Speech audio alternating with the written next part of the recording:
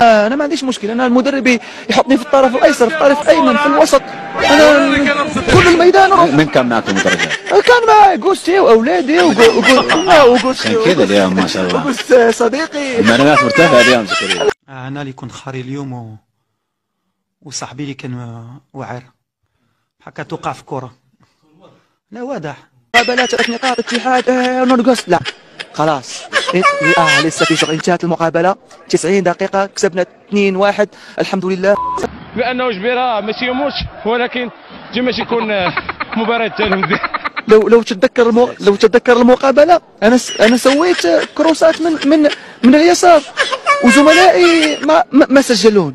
هذا ماشي خوف، ومع هو مع بعض فاهم ولا ما كان كونسونطرين على المقابله، حاولنا اللجوء ديالنا. سي رشيد الطودي عمل واحد التغييرات،